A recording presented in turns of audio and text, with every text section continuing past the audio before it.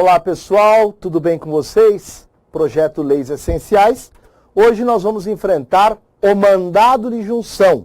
Não só olhando para a Constituição, olhando para a Lei 13.300 de 2016. É o que nós vamos conversar agora com vocês. Legal? Se fosse apenas uma aula de constitucional, no que se refere aos dispositivos do artigo 5º e tal, eu iria apenas ler com vocês o texto simplório do artigo 5º, com todo respeito. Mas nós estamos trabalhando, vamos trabalhar aqui, com o viés de remédio constitucional, de ações constitucionais. Então, portanto, nós teremos de enfrentar a legislação. Então, vocês que já sabem disso, né, me acompanhem nessa história. Professor, então quer dizer que o mandado de junção está ali na Constituição. Show de bola, ele está aqui, todo mundo sabe. Mas também a legislação infratrata na Lei 13.300 de 2016. Nenhum segredo.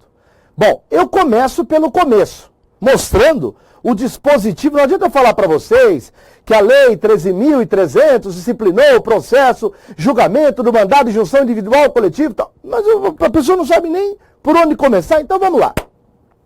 Mandado de injunção.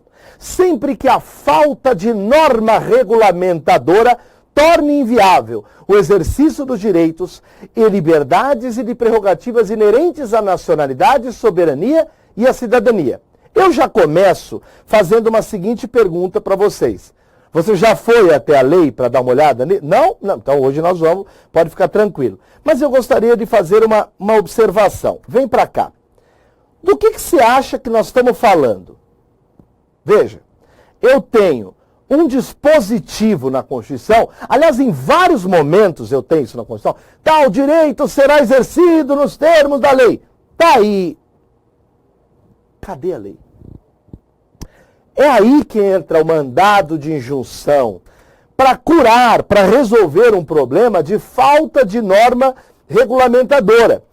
O exemplo mais conhecido por vocês deve ser o da greve dos servidores. Toda a faculdade só dão esse exemplo. O direito de greve dos servidores, está artigo 37. O direito de greve será exercido nos termos e limites definidos em lei específica. Onde está isso, Jesus Cristo? Isso está aqui, ó, na Constituição. Ela falou que o direito de greve seria exercido. Tá, e cadê a lei? Não veio. Então alguém teve de fazer o quê? Entrar com o mandado de injunção. E é desse cara que nós vamos tratar. Legal, vamos lá. Primeira coisa, na lei de mandado de junção, a 13.300, tem algumas coisas interessantes e que, por vezes, óbvio, não fala a mesma coisa da Constituição.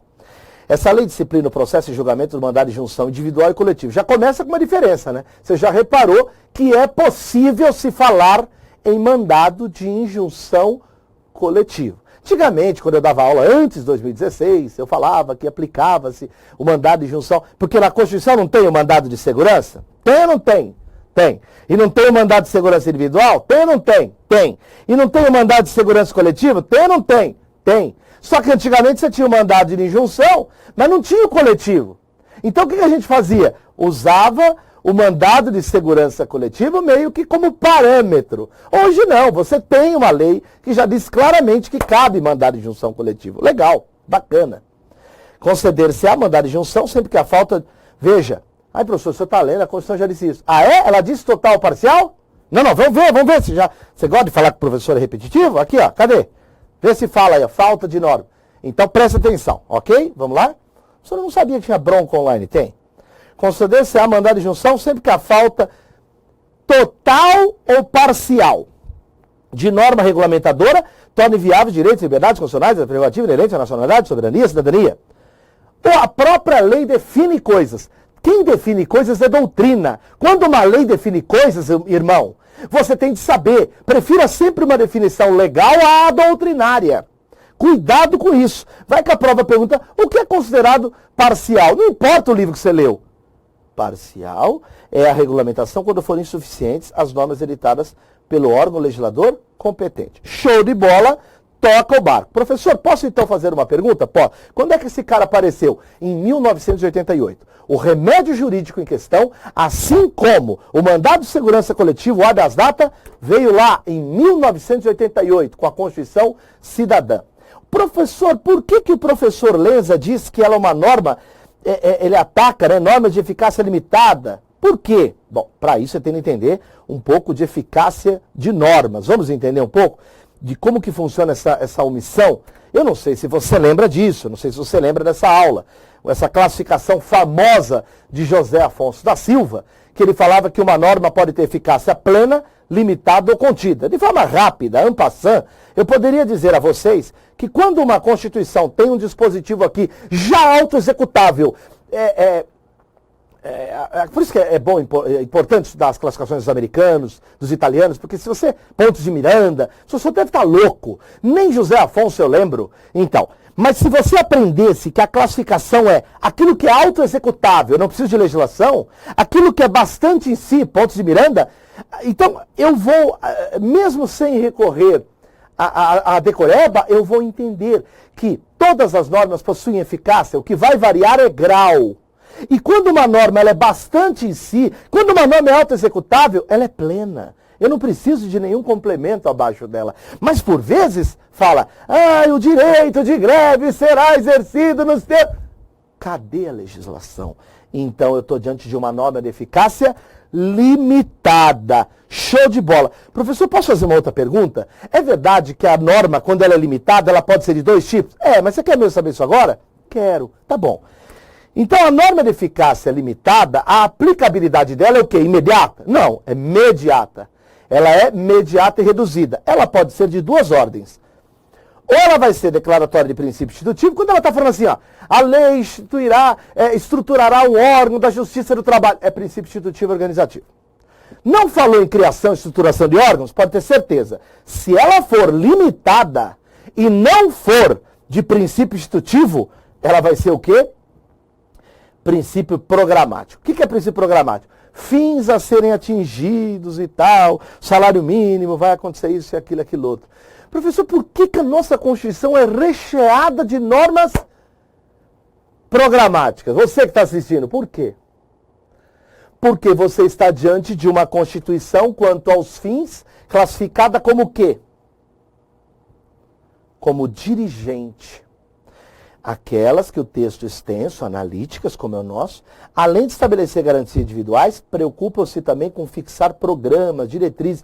Se você for ao artigo 3º, são objetivos da República, fins a serem atingidos. Então a nossa Constituição, ela é cheia de normas programáticas, portanto norma de eficácia limitada, porque ela é uma Constituição dirigente. Só que, professor, não dá para ficar só na intenção, né? Minha família tem cheio de gente com intenção boa, mas ação nenhuma.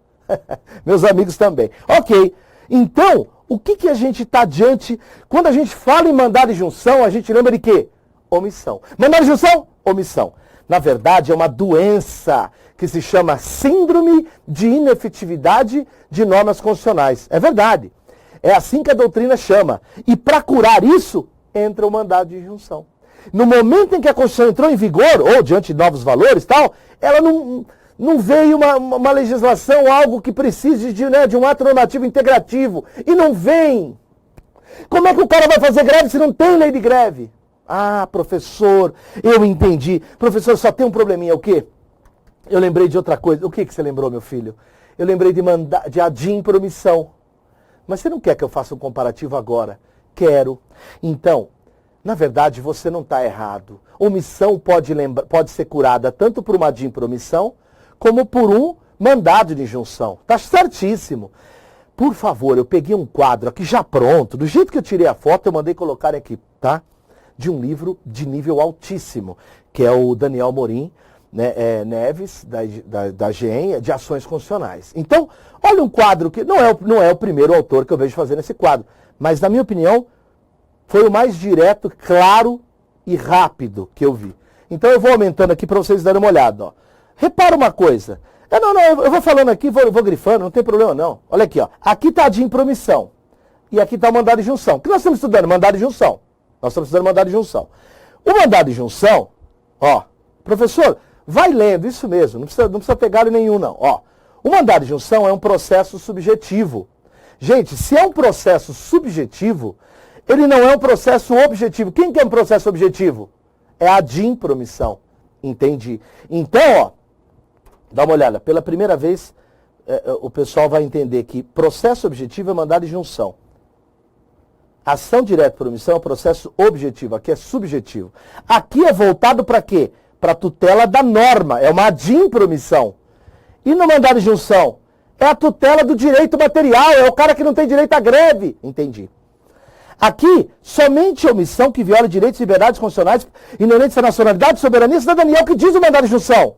Já de impromissão, qualquer espécie de omissão legislativa que gere essa inconstitucionalidade. Aqui, no mandado de junção, somente uma omissão prolongada que caracterize o abuso do direito. Aqui, qualquer omissão legislativa, na de impromissão. Aqui o efeito é interpartes e ultrapartes. Como assim? No mandado, eu coloquei até em verde ali, ó. Pelo seguinte, ó. No mandado de junção nós vamos ver que pode se restringir às partes ou abrir. Nós vamos ver. Já aqui, a eficácia, gente, a de impromissão, qual é a eficácia? Erga omnes. Legal, professor. Estou entendendo o bagulho. Ok. No ad de impromissão, é um órgão jurisdicional que se limita a declarar a omissão legislativa e informar o Senado para adotar providências. No mandado de junção, o órgão declara a omissão e cria uma norma concreta para aquele caso. Está faltando lei de greve? Vamos dar greve para ele. O que o Supremo fez no caso de greve? O que você acha que o Supremo fez? Alguém chegou lá e falou, não tem greve para servidor, não tem greve para servidor. O Supremo pode fazer a greve? A greve não, a lei de greve? Não. Ele pode legislar? Não. Isso seria invasão de um poder sobre o outro.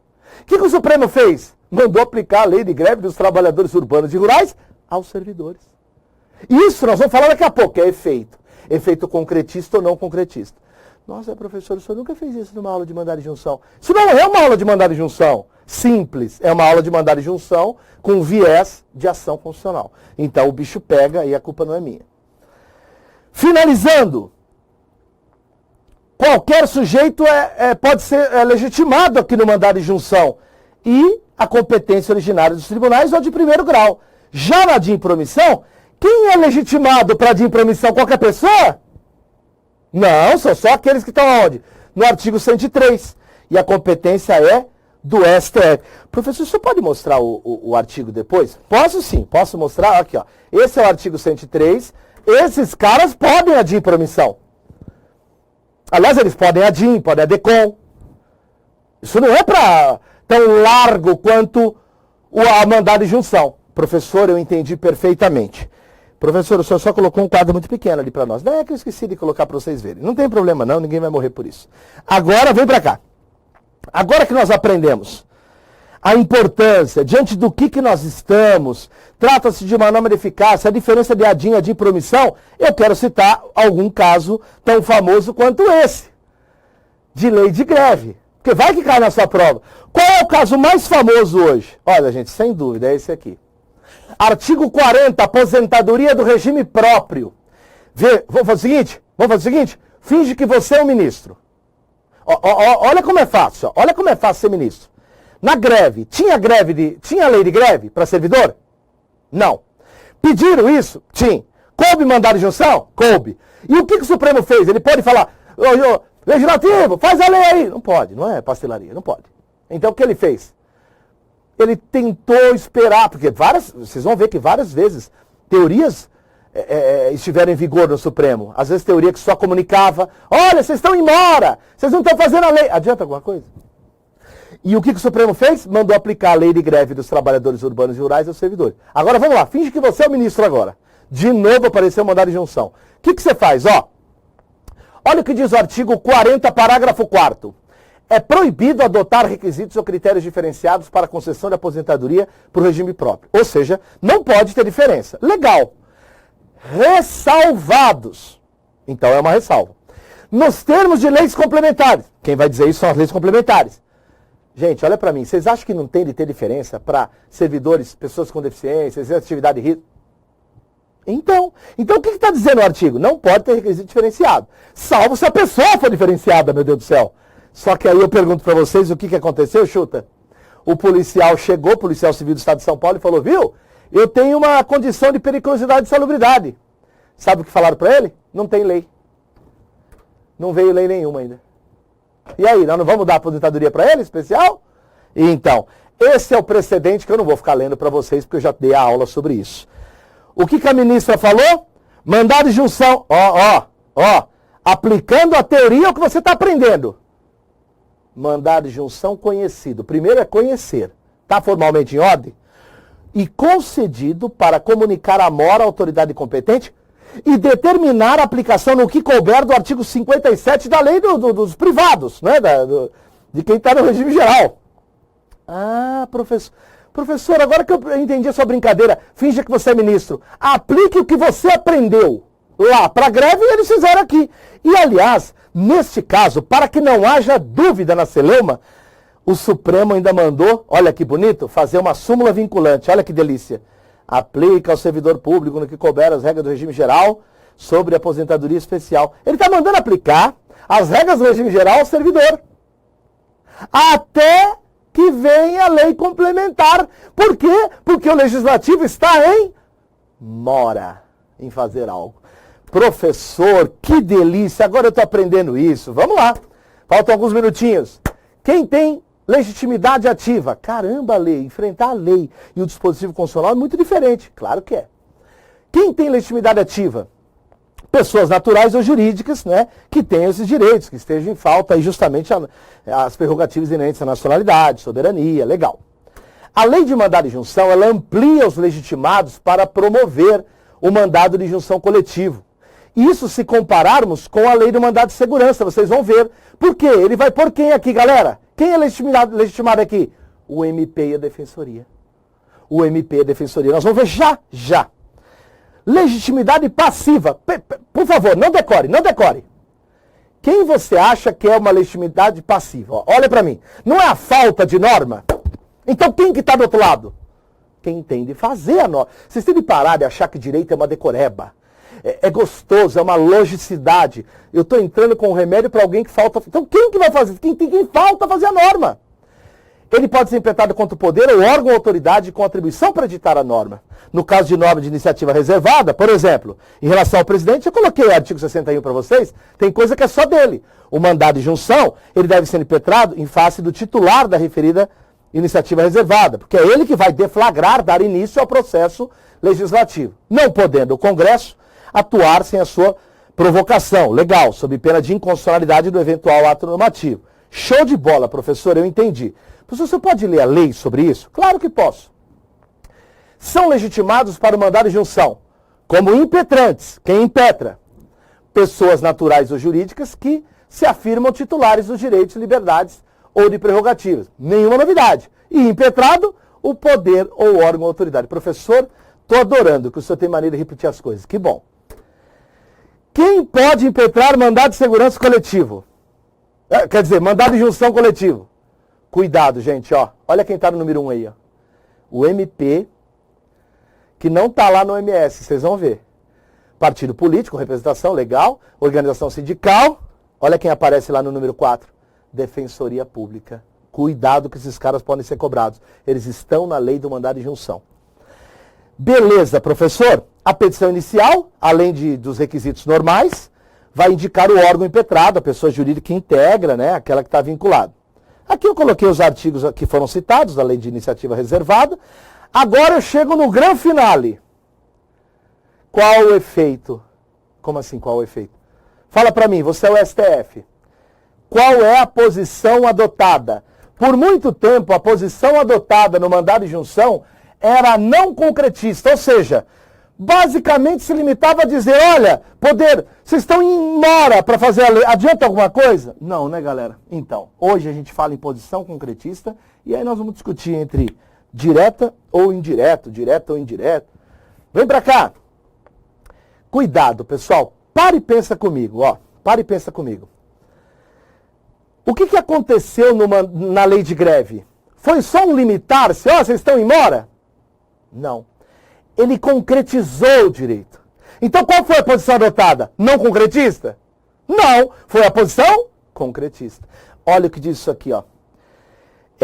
Pode-se afirmar que o STF consagrou o referido julgamento de modo excepcional, aquele momento da jurisprudência, a posição concretista geral. E se você analisar na lei, você vai ver uma coisa muito louca.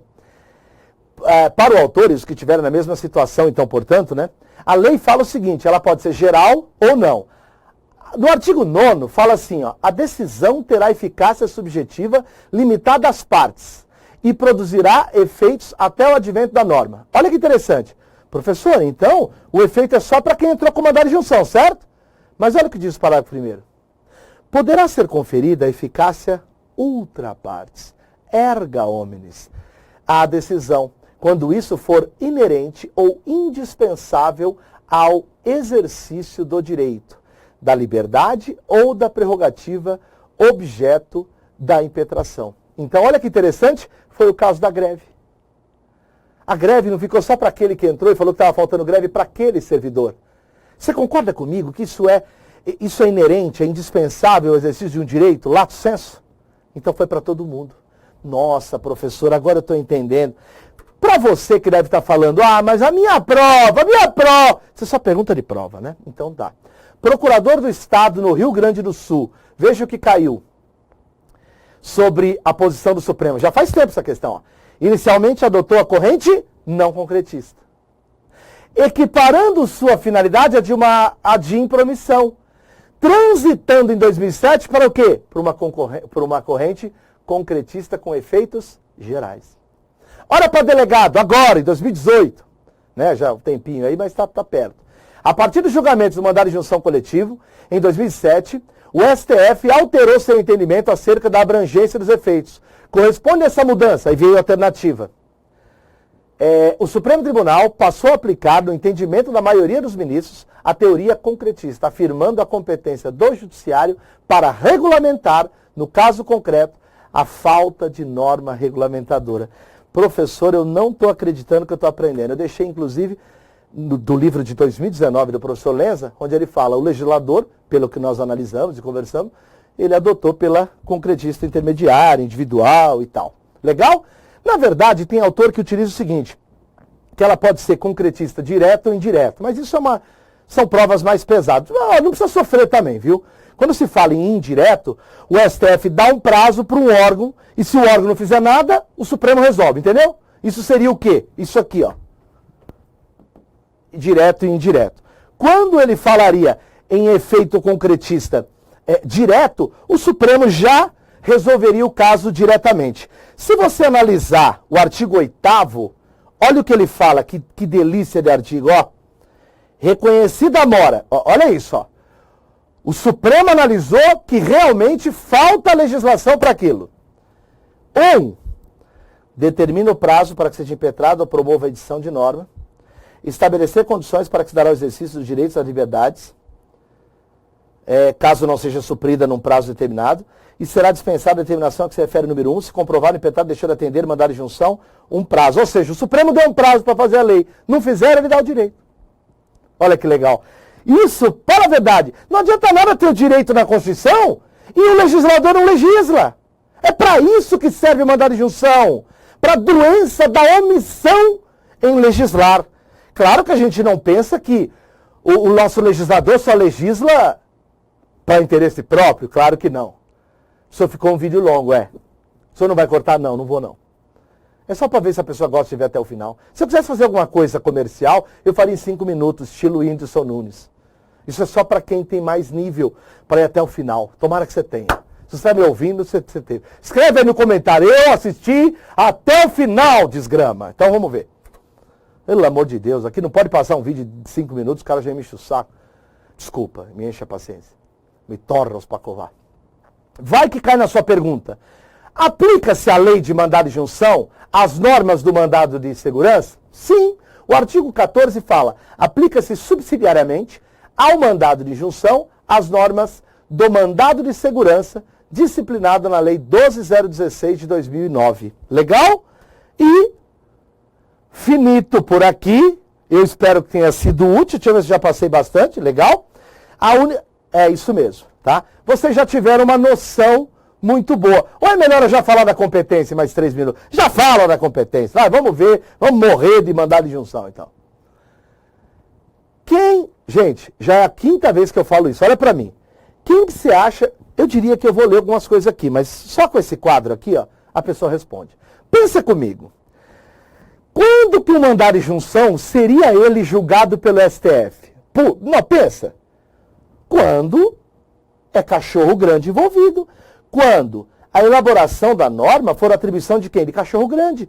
Do presidente, do Congresso, da Câmara, do Senado, uma das casas, do TCU, Tribunal Superior. Claro, gente, aí vai ser quem? Agora, quando você acha que vai ser STJ? Cachorro médio. Quando a elaboração da norma for atribuição de órgão, entidade ou autoridade federal da administração direta e indireta, excetuadas as competências do Supremo, que nós acabamos de falar, né, da Justiça Militar, da Eleitoral, Trabalho, Justiça Federal, acabou. Então eu até deixei aqui para vocês, ó, né, como que vem a competência no 102.1q, no 102A, mas basicamente é essa estrutura que você deve saber. Pessoal, em que pese a aula ter sido grandinha, né? Eu espero de coração que tenha sido útil. Comente aí, eu quero saber. Tá bom? Eu espero que tenha sido útil a aula envolvendo mandado de junção. Mas pelo menos o assunto ficou um pouco mais gostoso de se entender. Professor, só para você, para mim não. Ficou sim. Tenha fé em Deus. Vamos embora. Galera, gostou do vídeo? Que bacana! Então clica aí, né? Dá uma curtida, faz um comentário se você puder e inscreva-se no nosso canal do YouTube. E deixa lá no sininho, ao clicar, você recebe as mensagens também de notificação. Visite nosso site e conheça nossos cursos preparatórios para concursos públicos. Muito obrigado!